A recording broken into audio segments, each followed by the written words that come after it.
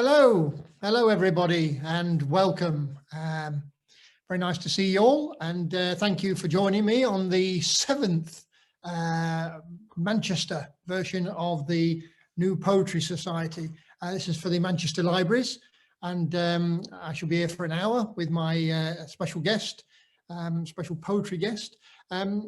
Thank you for joining me. I hope you've seen some of the others. If you've not seen any of the others or you've missed some, they are up on the Flapjack site, and you'll be able to see those. I think it takes about a fortnight to get them all sorted and up there. So certainly the first 4 or 5, I think, are up there, and this one will be up there in a couple of weeks if you have to leave for any reason. So thank you very much. Say thank you to the Manchester Libraries, and thank you to Flapjack Press.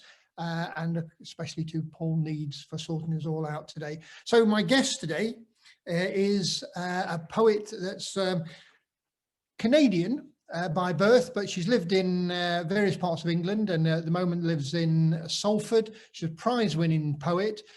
She's also done theatre work, workshops, and been working for 20 years doing lots of things.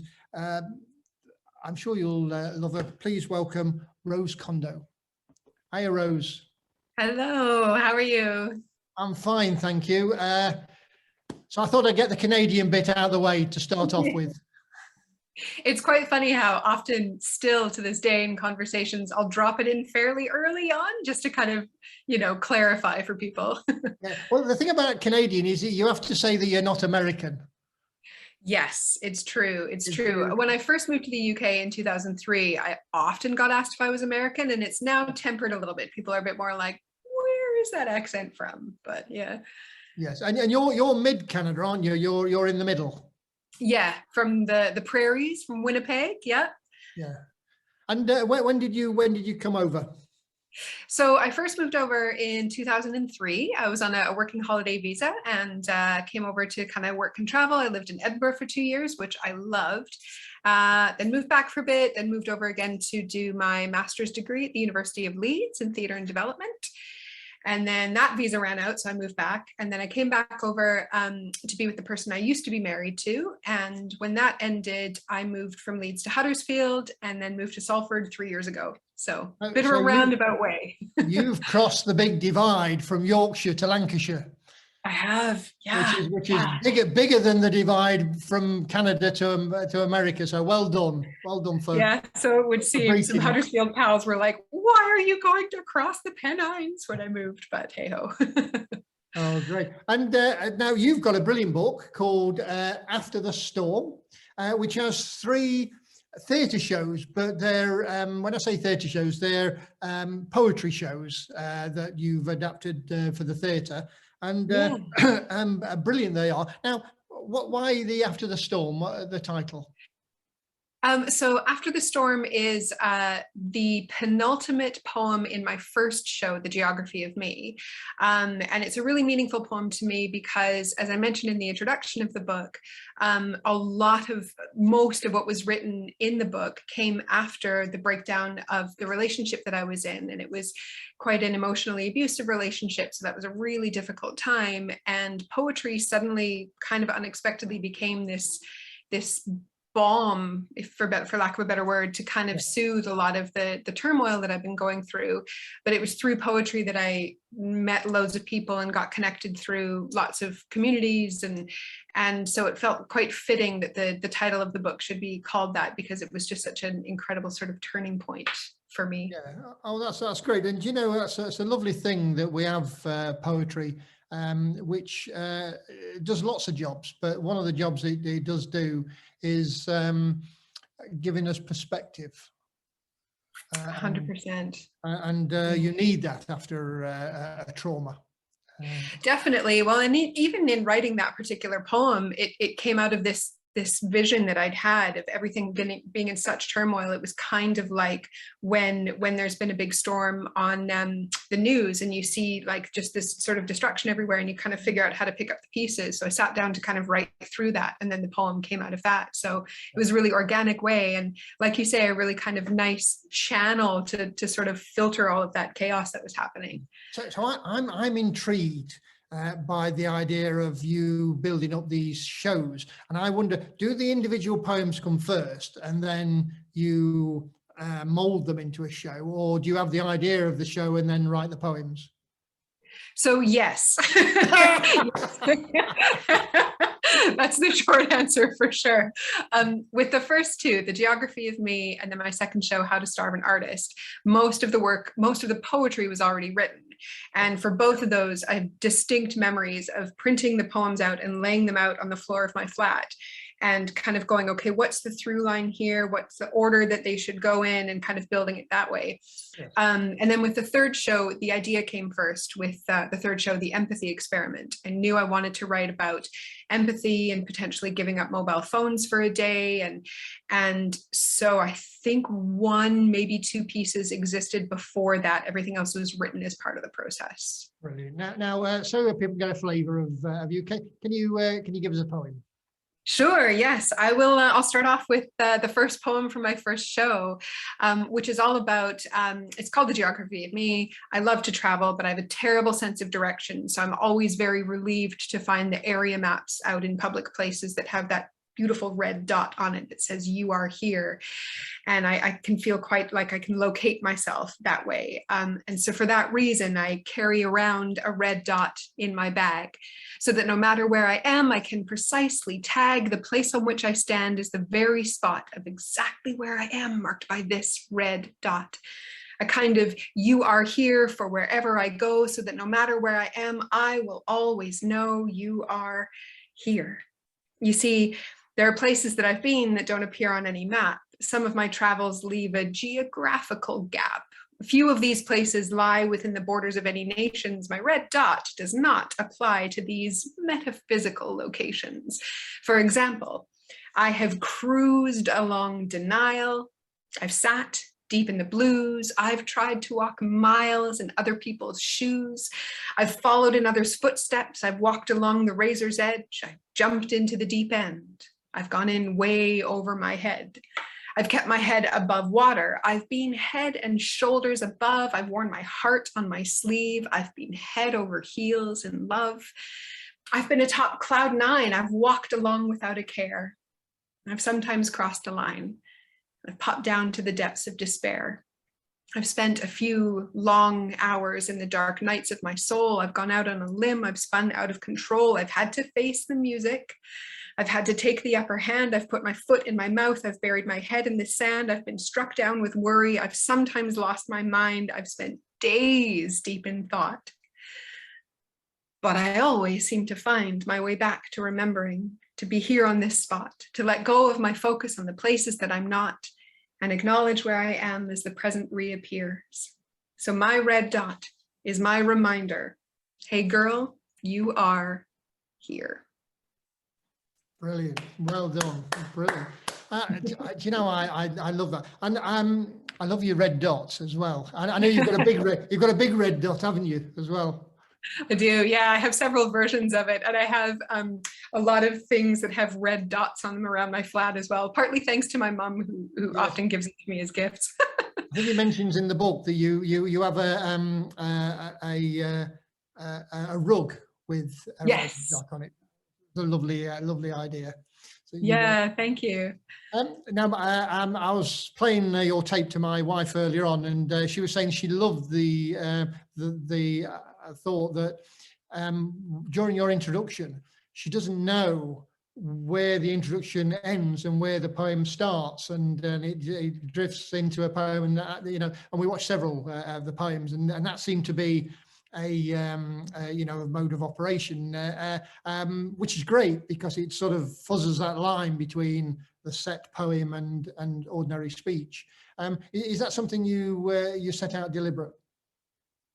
Yeah, I think I sort of played with it a little bit at the beginning, and then just get such delight out of doing that, because it just feels like it flows in terms of the performance. And I also really love seeing it on people's faces, kind of going, that's kind of started to run. Oh, that's a poem, which is a lot of fun to play with. Yeah. Oh, that's great. And so you've I love the fact you've got 3 of these shows in your head. I'm not sure I've got the capacity to keep all that amount in my head. There's too much sawdust up there in the way. But I love the fact you've got and you've done these shows around the country. So that first show, obviously, when you were doing your first show, new to England. So you wrote that in England? I did, yeah. I wrote a couple of the poems when I was at the Edinburgh Fringe in Scotland, actually, but I wrote it in England, yeah. And I was thinking it was a very brave thing to go out and to do a full, I mean, it must be an hour, the show. Yeah, it was helped, I think, by the fact that the year before I did it, I had gone up to the Edinburgh Fringe because I'd heard there was quite a lot of spoken word being done there, and it was through the PBH Free Fringe that I went to see some shows. One was Ben Mellor's Anthropoetry, which was the very first Flapjack book that I bought, and I was just like, oh wow, because with a background in theater, I knew you could create a show, but I was like, oh, you could create a show with lots of poems in it. And I saw Scroobius Pip and a couple of others, and I started to think maybe I could try this. And it was through, I was working at the Lawrence Batley Theatre in Huddersfield, and it was through one of their resident companies, Chol Theatre, who'd seen me do some poetry and said, do you want to we've got a new kind of poetry night. Do you want to be the first guest? Yeah. And that was the kind of impetus to put everything together. But it was a little bit like, well, in fact, I remember getting off the train in Edinburgh when I'd gone up to do the Fringe with the Geography of Me. I think I had 5 shows or something. And it struck me as I was getting off the train, like, am I insane? Nobody knows who I am. Who's going to want to listen to me for an hour? Nobody's going to come. Like, it was this sort of reality check of like, what am I actually doing? Well, I love the fact that you've done that. I mean, presumably you've done some shorter shows in your life. You know, like yeah, and things like, because you do poetry slams and stuff like that, don't you? Yeah, exactly. And I'm very lucky to be invited to be a guest quite often, so I'll do sort of 20-minute spots and stuff like that. Yeah. But it is quite a thing to hold an audience for an hour, and I love your creative ambition on that. I think it's great. So when I do my radio shows, obviously I theme them, but very often a lot of the poems exist beforehand, and then I research.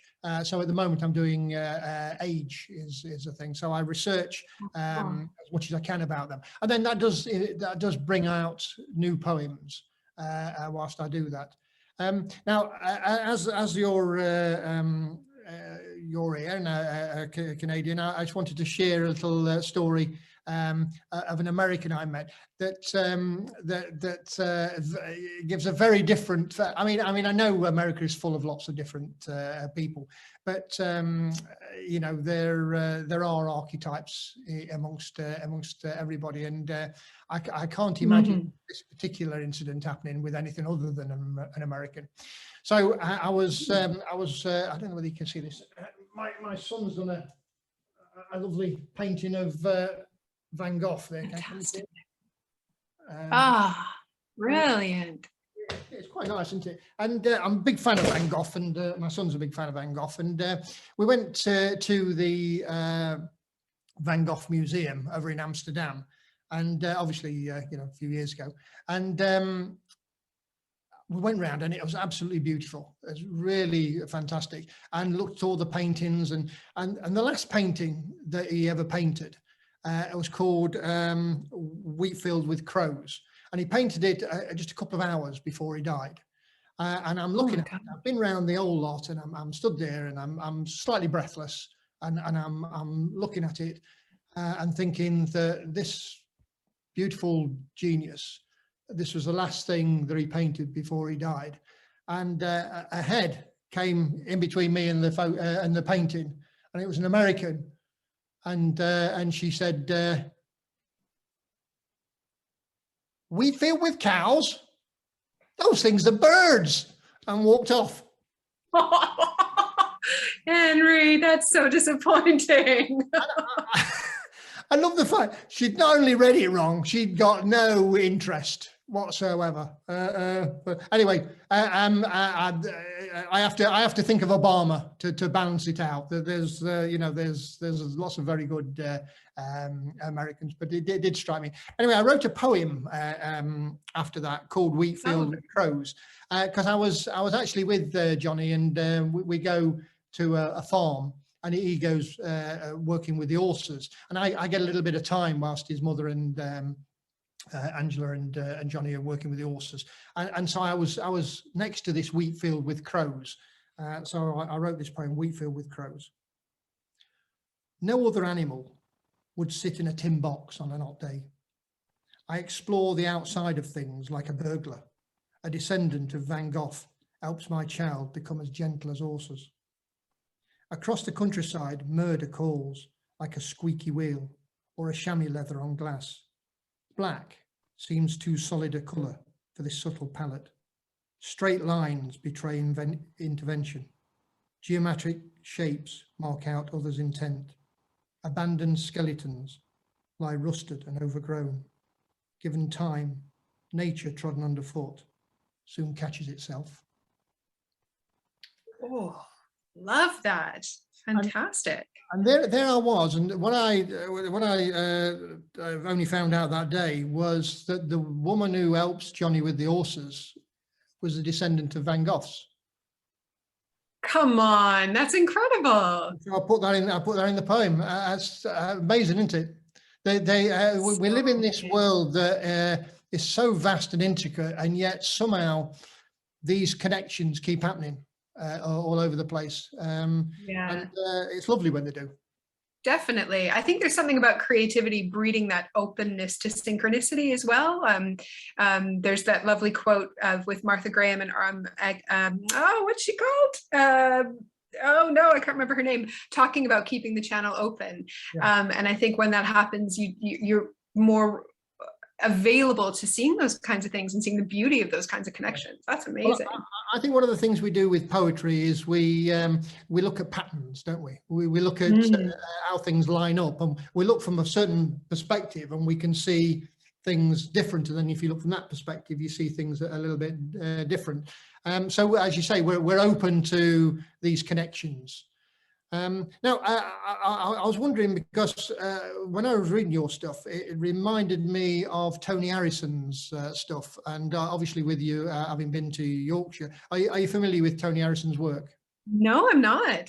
All right, well, he's a great poet that uses poetry for sort of stage work, but in all his name. There's a lovely sort of, I don't know, 5, maybe 10-minute poem he did called Gaze of the Gorgon, which was printed in the Guardian, which I think is one of the best bit of poetry I've seen in many a year.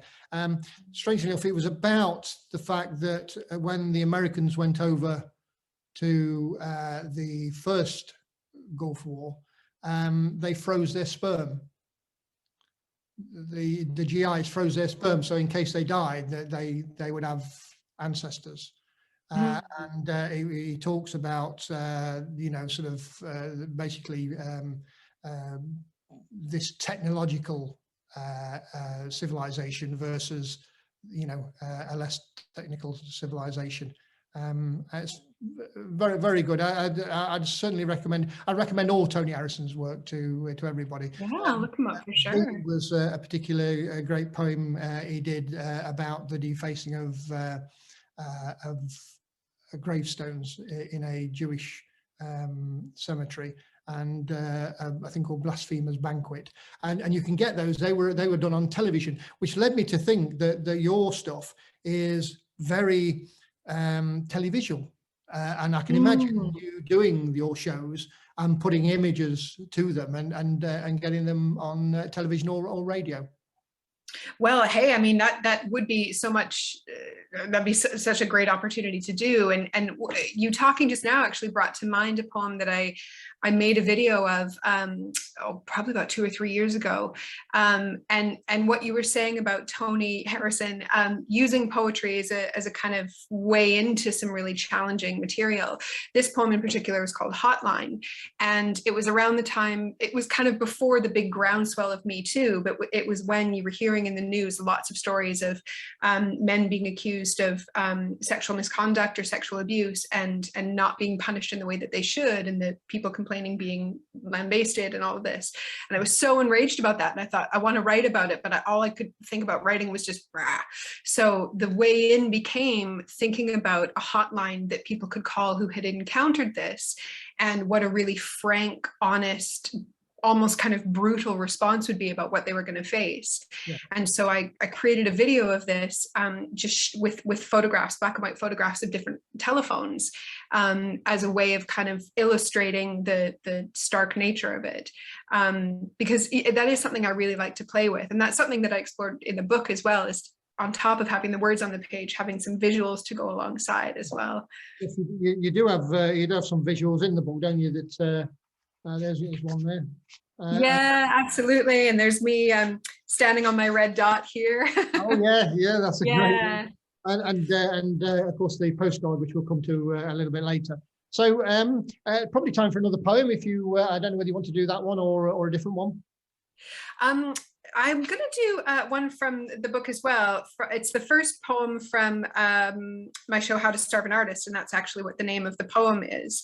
And what I ask everybody to do when I perform this is just to imagine for a moment the name of your favorite artist. They could be alive or dead. They could be any gender, any form of artwork, and bring that to mind. And then just sort of either whisper or speak their name into the air. So if everyone just wants to do that for a moment, we can see all those names in the ether. We have seen this before.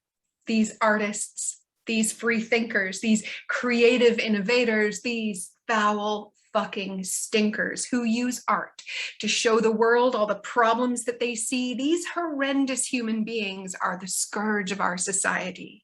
If we're not careful, there could be a call to arts on our hands, artistic revolutionaries rampant through our lands, poets, painters, musicians, writers, actors, dancers, designers, blighters. Languishing and lazy, these miscreants all have the vexing and annoying and exasperating gall to be critically aware, to be movers, shakers, changers. There are very real and very present dangers of irreparable damage to our beloved status quo. There simply is no alternative. These artists all must go. Now, assassinations are quick, but immoral. So we must set about taking long-term strategies to starve these artists out. We must be resolute of purpose, believing that we can. Join me as I take you through a detailed action plan that is thorough and strategic. You'll agree it is the smartest step-by-step approach for how to starve an artist. Start out early. Eradicate the arts from early childhood learning, narrow their vocabulary, prevent each child from learning ways they can express their creative yearning. If they've no words to articulate their inspired urges and aches, that should eventually dull desires to inventively create. Ban the asking of questions, stifle inquisitive minds, keep their curiosity in a gripping restrictive bind, give them fixed definitions of what things really mean, dilute their aspirations and denigrate their dreams. Fortunately, education policies are becoming ideal to make the dream of an artist-free world achievable and real. However, if you've missed these young ones, failed to starve their inner artist out, and they've become grown-up artists, fear not. There is another route. Start out slowly. To be effective, take your time, and in incremental chunks, start to take their time, bit by bit. They will hardly notice that it's missing until days are devoid of creative space. So begin by dismissing time to drift and daydream. Though they claim it's gratifying, reproach them for being selfish, brazenly satisfying idle, indolent pleasures, achieving nothing by daydreaming. Breed instead a steadfast belief in the sanctity of being incredibly busy, praise proactive practicality, make mortgages and high wages the sole sacred reality worthy of their pursuit, tie them to mundane tasks to keep wolves away from doors, get them hooked on status updates, fill their days with chores, deploy daily duties and distractions to deplete their creative reserves, run them ragged, burn them out, fry and fray their nerves, fill them with fear of failure and cultivate their doubt. And if they admit to uncertainty, then berate and call them out for being weak and flaky, not dedicated to their craft. Soon their artistic dreams will become things of the past. This technique is effective for artists whose craft is public and overt. But be aware of closeted creatives whose contributions are covert, those who don't identify as artists, but have deep, hidden desires to one day create a masterpiece. Snuff out those creative fires. Start out discreetly. Scatter self-doubt seeds and let their self-doubt grow wild and unchecked like weeds, then force them to feed on the self-doubt crop that grows, a cornucopia of can'ts, a hearty harvest of no's. Serve up statements like, it's all been done before by smarter, better people whose efforts mattered more. This should quell their cravings, force them to realize their voices have no value. They needn't even try. And by following this action plan, soon all lands and nations will be free of these creatives killed off by starvation.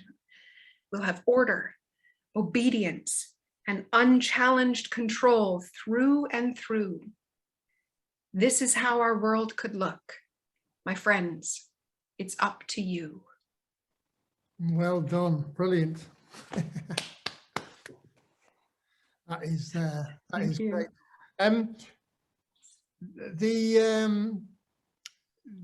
The chat facility is open now, so if anybody wants to ask a question, I know somebody's already asked one, but so let's take that one that's already asked. Let's have a look.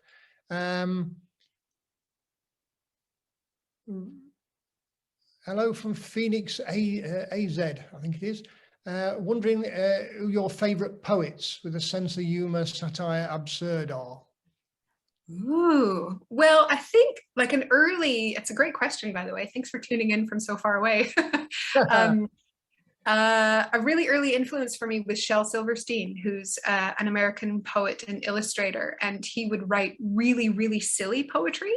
And so it felt like from an early age, I had this sense that poetry could be very goofy. Like he talks about like too many kids in a bathtub and someone's washing someone else's bum or something. And I used to just fall over laughing at that. So Shel Silverstein was great.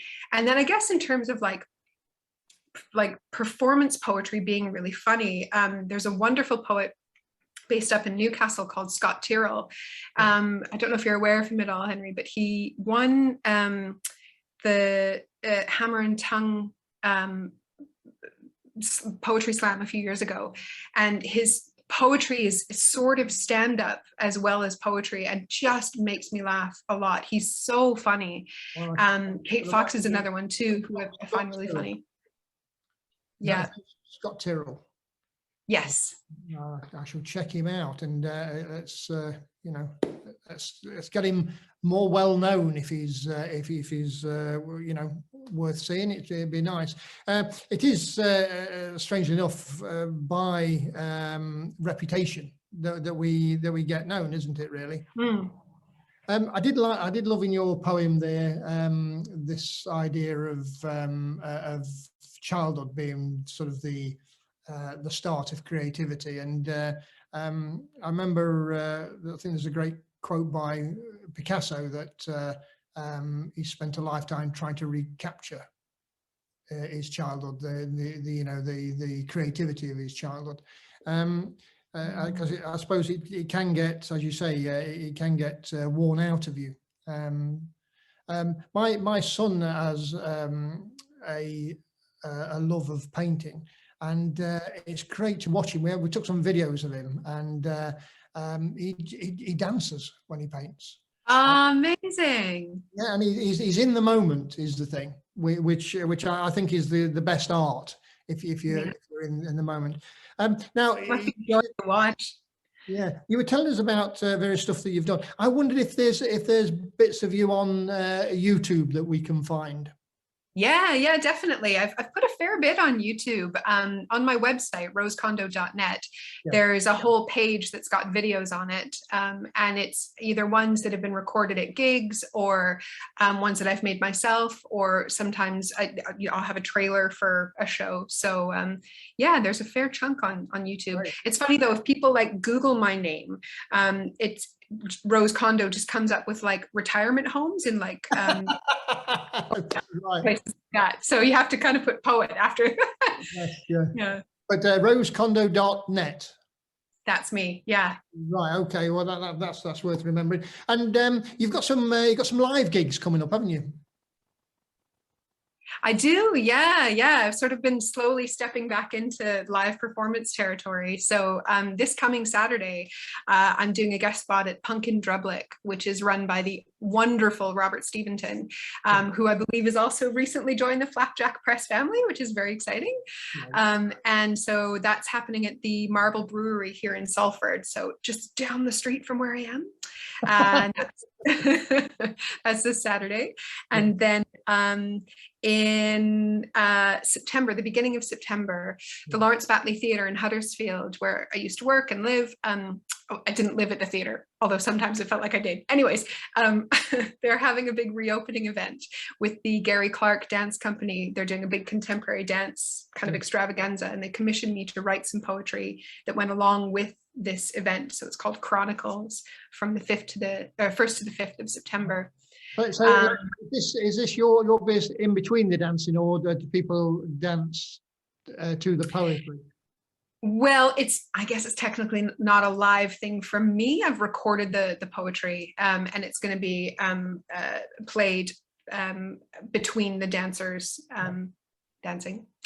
So yeah, so it should they need a rest. They can't go forever. So you know. Yeah, they need to drink some water and change costume and stuff. Yeah, and then in October, I've got an updated version of my show, The Empathy Experiment, happening at the Theatre Deli in Sheffield on the 7th of October. So that's The Empathy Experiment 2.0, which is a reworking of the show that I toured in 2019. And on the 14th of October... I've got to say that the empathy experiment, the word empathy and then experiment is an interesting juxtaposition. Because obviously empathy you think of in terms of humanity and whatever, and an experiment you think of as being a little bit more technical and distanced. And so the empathy experiment 2.0 takes it a little bit further, doesn't it? Yeah. It's a sciencey sort of thing.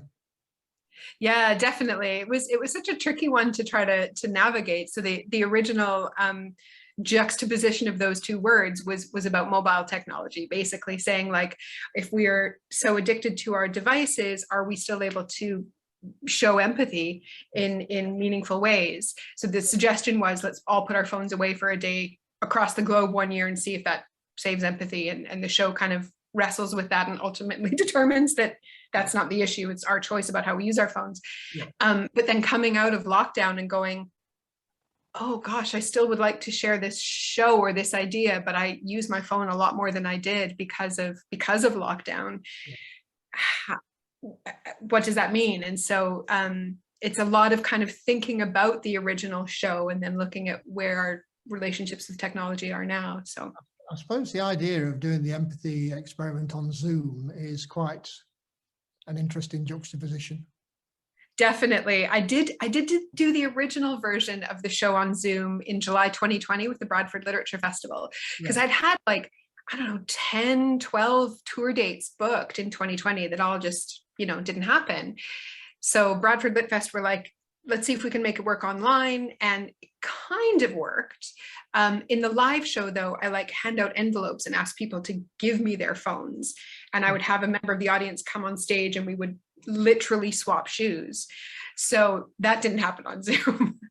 And so the second version of it I did in May of this year, the updated version, very much kind of written as a way to have some kind of empathetic engagement, but for it to be digital. So that's been interesting to play with. Now, I interrupted you. You were going to tell us about another event.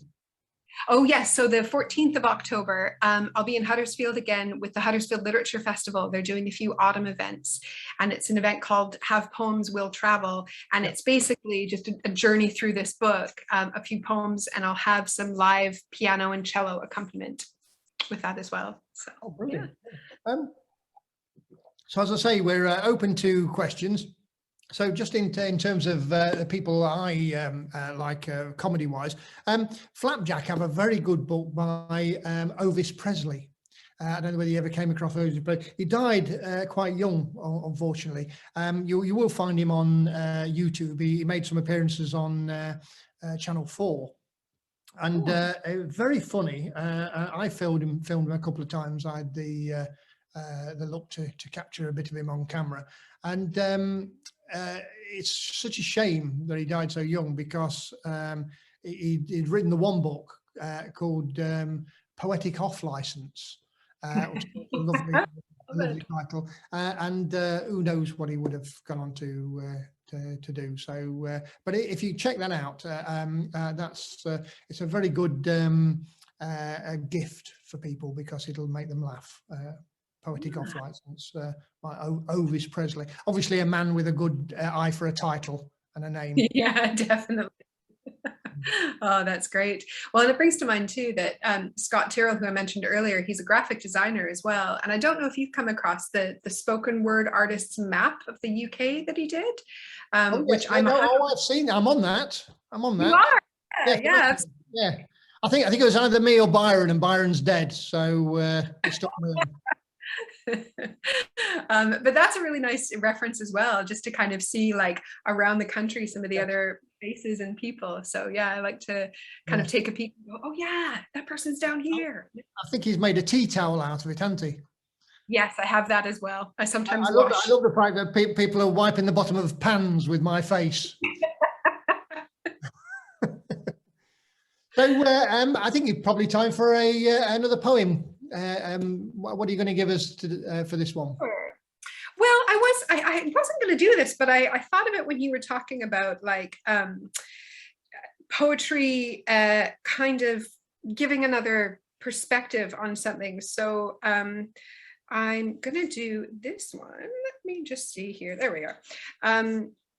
So yeah, so this is from my show, How to Starve an Artist. And one of the things I do in the show is I feed the audience. I make and serve sandwiches. And I kind of talk about how I love to kind of explore putting together different ingredients and seeing what I could come up with. And then relate that to the fact that I sometimes feel like just in myself and my body, what I've been given to create with, that I don't always like all of my ingredients. And I think I'm getting a little bit better. In fact, I've recently made a couple of new friends. We hang out quite a lot. In fact, we spend every single day together, and have done since I was about 13 when they first appeared on the scene. They've been around. And full disclosure, I have found I haven't always enjoyed their company, but over time they've grown on me, literally. These two lumps of flesh on my chest. At this point, you may have done your best not to look directly at my breasts, but my guess is by now you've taken a look. They are there. There is no denying, though I've spent years trying. I've spent time deploring them. I have tried ignoring them. Each day I take to storing them in fabric, elastic, plastic, and wire. And to be honest, I am tired of resenting that they are there. I want to be friends. Bosom buddies. It's just, sometimes they are frustrating, and I don't get what's with my hating. According to the beauty rules written by controlling capitalist fools who determine I should feel my goal is some fantasy physical ideal, according to them, my rack is pretty great. Or I should maybe more delicately state they are a lovely shape, a proportional dimension. So what is with my bone of contention? It's just that, man, they get a lot of attention. Even from those with the best of intentions, eyes dart and drift downwards, unwittingly obsessed. Maybe those of us with breasts should put eyes on our chests and nipples on our faces to try to keep gazes in more suitable places. So is that it? My envy and ego that make me go, oh, ladies, back off, like some internal breast assault. It's not their fault. They're not some independent entity aiming for my identity to be, oh, Rose, you know, Rose with the boobs. And so as I move towards accepting that they're sticking around, not going anywhere except over time closer to the ground, I found they actually need a lot of support. They're having an existential crisis, trying to determine their purpose on my human form, as a tiny human has not been born from my womb with infant lips to draw milk from them to drink their fill. And maybe they never will function to fulfill this role. And hopefully they never will grow lumps within lumps that make me ill. Still, I try to embrace them as much more than just objectified decor. They are part of me, have meaning as much as my hands, head, and heart. And I'm learning that I'm greater than just some of my parts. Oh, that is fantastic. Well done. I love that. I love that. I love the how you can in poetry spotlight something and make it the center of attention in a way that you know we don't normally do, and sort of heighten it to an art form. And strange enough, that the more commonplace something is, but I always remember in a poet called Ronald Arthur Dewhurst doing a poem about a mantelpiece. And whenever I look at a mantelpiece now, I think of that poem because it's one of those things that I've looked at for many years and never given a second glance. Yeah. Once you spotlight it, it becomes, you know, interesting in itself. Yeah, it's great. I love it. Yeah. Yeah, I have another poem that I do about waiting in line for the bus. That's part of my Geography of Me show. And I've had so many people tell me afterwards, I talk about how the regimented queuing of the UK makes me a little bit crazy when no one's huddled under a bus shelter. There's like 3 people there and everyone's standing in the rain waiting for the bus. And so many people told me afterwards, they're like, every time I wait for a bus now, I think of that poem. I'm like, yay. Yeah, no, it's a great poem. That I do like that one, and in a way, I like about 3/4 of the way through. You talk about the knock-on effect of making the decision to bring everybody into the dry of the bus shelter, and that once you make that decision. You know, what other decisions could we make? And it set my head racing about the idea of you know, once you've broke through that sort of distancing of people, there's probably a second poem there about all the other things that might cascade on that. Yeah, definitely. Do you ever get it when I've had it sometimes where I show up at an event that's maybe a cabaret, so there's different art forms on, and I've been told afterwards by people, oh God, when I heard poetry was coming up, I was like, I'll nap at that point. And then they hear spoken word and they're like, oh, it's relatable and engaging and interesting. Has that ever happened to you? Oh, loads of times, yes, yeah. The people often say to me, "Oh, thank goodness it wasn't proper poetry." And I go, "All right, that's fine." Yeah, right, yeah.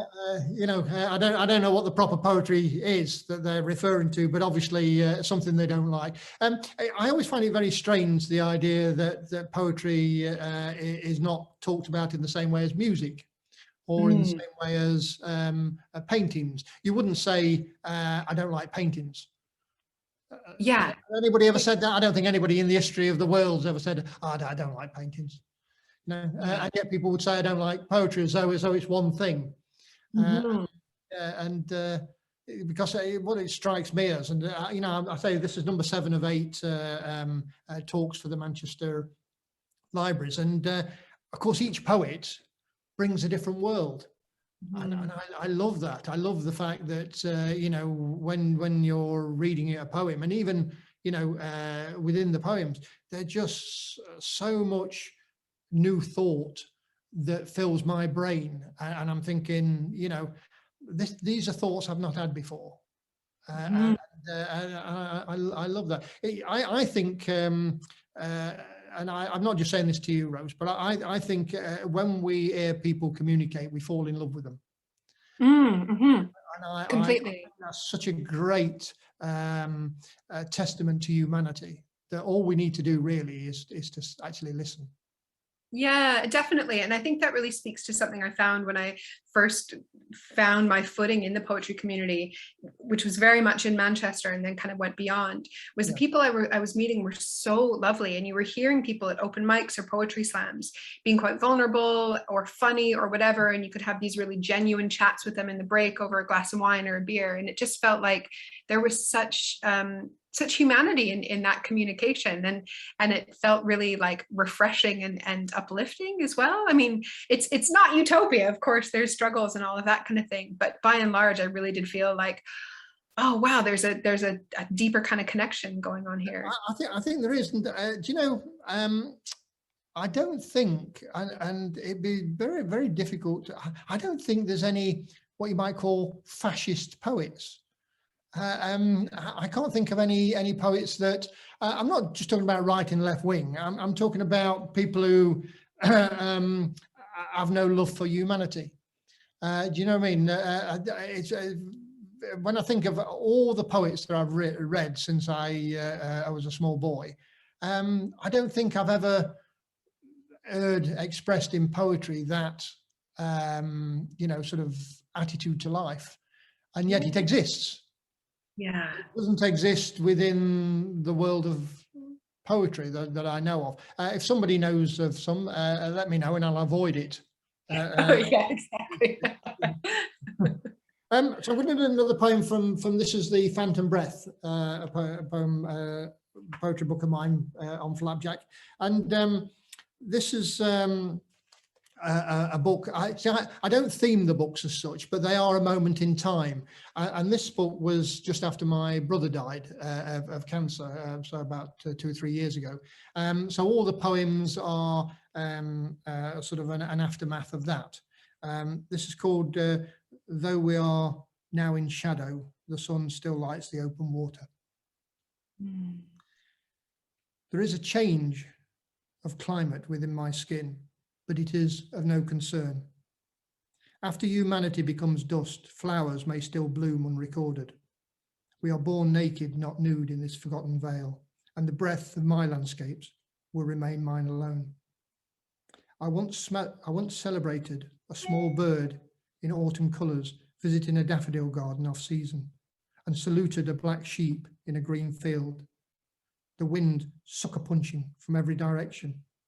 Breathless, I witnessed mobility scooters struggling to outrun the incoming tide, and I hid amongst lost children that were just looking for somewhere on earth where toothbrushes existed they could share. But these were only my small moments in the escalator, while you were looking elsewhere. Beautiful. And like you were saying at the beginning about your coming to terms with the trauma of a relationship, I find as I'm reflecting on the various things that happen throughout life, that poetry is a very good way of stepping to the side and trying to understand the turmoil that's going on underneath. And that idea of stepping to the side, that's a really cool image. It's something interesting into it. When you put it on a page and it's there on the page, it's more concrete and it's more understandable than swirling around, because all those images that I mentioned, they're all images I've seen, but they coexist in the same way that all your shows coexist in your head, but they're not all at the forefront. And then when you lay them out in an order, it becomes easier to understand the connections between things. We've got a question, I think. what are the best creative arts for inspiring empathy? Oh, this one, a good one for you. What's the best creative arts for inspiring empathy? Obviously, I'd say poetry is pretty much up there. This is That's a great question. I don't know if it's cheating to just say, I would say art in general, because I think, so like a couple of weeks ago, my partner Kieran and I were in London and we went to the National Gallery, and just the opportunity to look at paintings and to let my mind wander into like, what was that person thinking when they painted that? What was the circumstance and that kind of thing. But, you know, even listening to music or watching dance or reading, I think art, in terms of its ability to reflect the world back to itself, is by definition an exercise in empathy. And I think it can maybe be more about your own openness to that, you know, your own kind of ability or willingness or capacity to kind of relax and let your imagination tiptoe into what that person was thinking when they created it, or what that character is going through in that film or that book. So yeah, I think art, full stop. I think we crave empathy. I think both for ourselves, but also for others. I mean, at the end of most days, I'll watch a story, either a film or so. I'm watching something on Amazon at the moment called Bosch. It's a police drama, and I'm getting into it. And every day I'm thinking when at the start of the day, I'm thinking, oh, I'll watch Bosch at the end of the day. Now, I don't know Bosch. I know the story, but he's not real. But for the hour I watch it, I'm in another world. I'm looking at a set of challenges, and how a person deals with a set of challenges. And there's obviously something in me that craves that connection of seeing somebody else's journey. And I think the idea that I would get to the end of the day and I just go to bed and I wouldn't have that extra input. I think my life wouldn't be as fulfilling.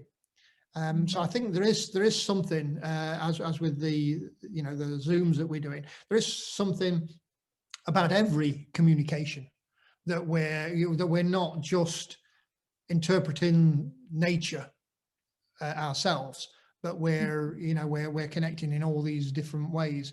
And we crave it. The idea of that, if you didn't have a television and you didn't have books and so it's just you and nature, I'm sure that would be a lovely world. But if you didn't have anybody to share it with, I wonder what that world would be like. I get the feeling you'd start writing. If I was on a desert island, and they said, what do I want to take with me? It'd be paper and pencil, because I think a lot of art for me, I don't know whether this would be something you'd think. I think it's all a conversation that we have, primarily with ourselves. I think we have it with other people, but primarily we're trying to understand the world, each of us, and each of us is trying to help the other understand. Completely. I completely agree with that. And that makes me think of like one of the original intentions with the empathy experiment as well, which was to start a conversation. I was really aware in it of not telling people how to use technology in any way. It was just an opportunity to watch the show and maybe consider some of the stuff I was talking about for people to reflect on their own behaviors and actions, and maybe make some different choices if they felt like they wanted to. And I think there is that space in reading something or listening to something or writing something where that reflection can happen, for sure. And something else that came to mind when you were saying that too is you were talking about the absence of technology, but I think because we've been so inundated by technology because of lockdown and Zoom, it's brought a conversation around empathy in terms of access. So for example, my mom is watching right now in Winnipeg. Hi, Mom. Oh, wow. And my mom is deaf and has now been able to use like an app on her phone for live captioning, or when this goes onto YouTube, it's going to have like auto captions there. And same for people with mobility issues who are able to tune in through Zoom for events they might not have been able to go to. And that conversation has happened by default about that understanding and that empathy for people who are experiencing things in different ways. Yeah, what a lovely technology that we can see your mum over in Canada. Hello, Rose's mum. Hi, Linda. You know, it's worth having Zoom just for that, as far as I'm concerned. So it's been lovely to chat to you. I think we're probably, because I know they're quite long, some of your poems, we're probably best set up for a last poem each. So what are you going to do for us? I think for my final poem, I'll do the title poem from the book. I'll do After the Storm. And this came from people asking if I still get homesick for Canada. And I don't often, but sometimes I do really miss prairie storms. And when I was a kid, I remember you could see them coming. Steel gray clouds would darken the distant horizon and drift forward to fill the giant prairie sky. It felt like I could smell the oncoming downpour. Electricity in the air made the hairs on my neck and arms wake up and wonder, when will it hit?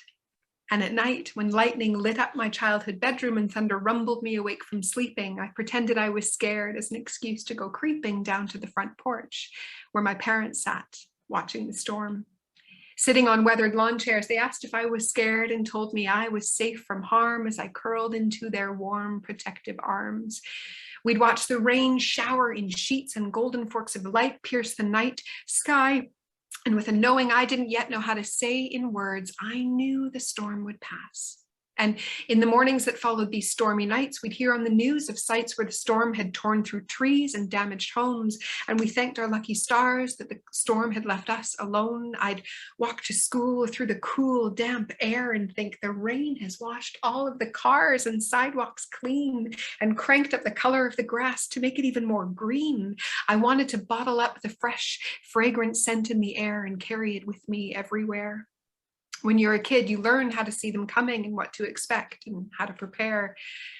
And then you grow up and you realize that some storms kind of come out of nowhere. His storm had a kind of calm before, and I'd tried hard to ignore the dark clouds that had drifted up from our troubled horizon. I'd had glimpses of his capacity to be mean, but I could never have foreseen how hard his storm would hit when I finally said, I'm done, that's it. And the sky opened up, and instead of rain, he pelted me with punishment. Fueled by his own pain, claps of thunder were replaced with acts of slander. Flashes of lightning illuminated the frightening lengths to which he'd go, seeking a vengeance that made sense only to him. His raging winds ripped through the straw house we'd tried to build and filled with a grief that seemed almost beyond belief. I sought shelter on shoulders so strong and in arms so warm and in voices that gently reminded me this storm too shall pass. His raging winds have subsided. My eyes pan over the destruction left in his wake like a news camera trying to take shots of the places hardest hit. And as I sift through our relationship debris, through the piles of pieces I used to call him and me, I think, should I give this storm a name? Maybe Hurricane TWISTER for the twister that picked up my life and plunked me down in this new world. And so here I stand like a frightened girl in a blue checkered dress, clutching my dog to my chest, looking around at the mess, thinking I am not in Kansas anymore. And I wouldn't mind if a tin man or scarecrow or lion appeared and steered me along the yellow brick road ahead called What Happens Next. It's a trek, to be sure, and I've got courage and a heart and a brain. And I know 3 clicks of my heels won't erase the pain, and maybe I'll never know exactly how to prepare, but there is a new, fresh kind of sense in the air, and I know I'll carry that with me everywhere. That is lovely. Well done.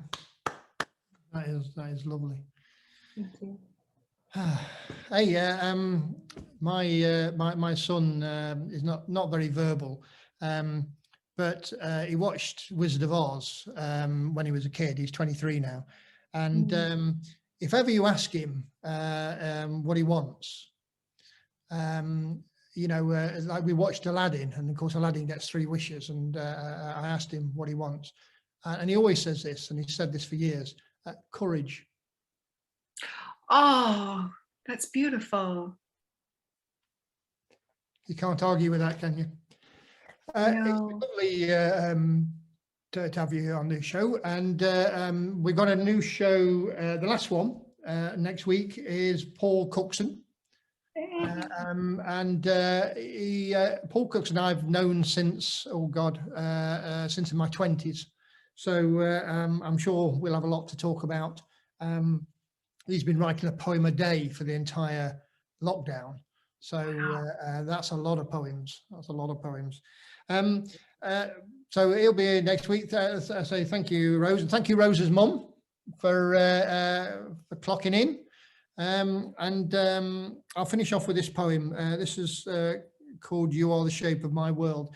I was thinking about how we observe and how we take in all the information. And then, of course, at some point, you have to make a decision. And you are essentially the decisions that you make. And you can decide to be happy, or you can decide to be unhappy. And there's lots of things you can decide. So this is called "You Are the Shape of My World." It's written to my wife and son. You decide love in the moment. No, you have decided love in the moment. It's as certain as being alive, as certain as now. More than a feeling, a belief, a leap of faith leapt, a leap of faith leapt. Solid in the moment. It is almost too simple to grasp. The moment is everything and nothing at all. No, the moment is everything. It is decided. You're my home. You're my home.